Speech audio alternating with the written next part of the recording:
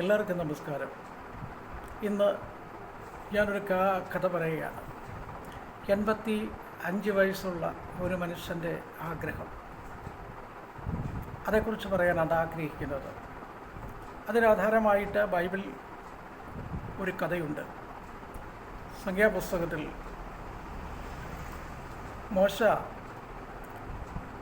യോശുവയെയും കാലേബിനെയും മറ്റുള്ള 10 ഗോത്രങ്ങളെയും തിരഞ്ഞെടുത്ത് അതിൽ പ്രധാനികളായിരിക്കുന്ന പ്രതിനിധികളെ തിരഞ്ഞെടുത്ത് കനാൻ ദേശം കാണുന്നതിന് വേണ്ടി അവരെ പറഞ്ഞയച്ചു.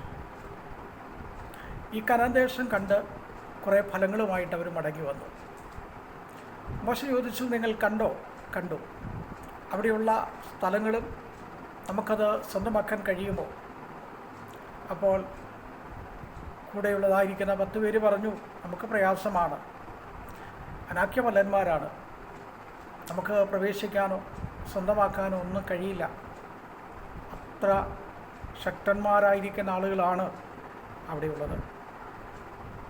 അപ്പോൾ സകല ജനത്തെ നിർത്തിയിട്ട്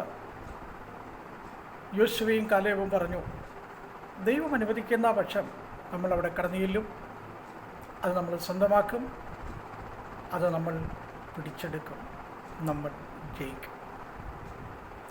ഇത് കാലേബ് പറയുമ്പോൾ 40 വയസ്സാണ്. ആ വിശ്വാസം ഉറപ്പിച്ചുകൊണ്ട്, ആ പ്രത്യാശ മനസ്സിൽ നിന്ന് കളയാതെ ധൈര്യത്തോടും ആത്മവിശ്വാസത്തോടും പിന്നെയും കൂടാരങ്ങളടിച്ചവർ യാത്ര തുടർന്നു.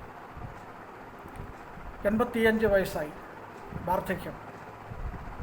പറഞ്ഞതുപോലെ അവർ കനാനിൽ എത്തി. അന്ന് പറഞ്ഞതുപോലെ നമ്മളത് പിടിച്ചെടുക്കും, നമ്മൾ അളന്നെടുക്കും. അന്ന് യോശുവയോട് പറഞ്ഞു, ഞാൻ കണ്ടതായിരിക്കുന്ന ഹെബ്രോൻ്റെ താഴ്വര എനിക്ക് അളന്നെടുക്കണം. 40-ാമത്തെ വയസ്സിൽ ആഗ്രഹിച്ചത് 85-ാമത്തെ വയസ്സിൽ സാധ്യമാക്കി. പ്രിയമുള്ളവരെ, നമുക്ക് ലഭിക്കപ്പെടുന്ന ആയുസ്സിൽ പലപ്പോഴും നമ്മൾ ഒരുപാട് ആഗ്രഹിക്കാറുണ്ട്, നമ്മൾ താല്പര്യപ്പെടാറുണ്ട്.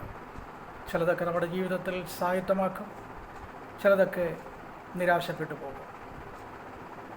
എന്നാൽ നിരാശകളെ പിന്തള്ളിക്കൊണ്ട് ലക്ഷ്യബോധത്തോടെ കാഴ്ചപ്പാടിൽ നമുക്ക് എത്തപ്പെടാം, നേടിയെടുക്കാം.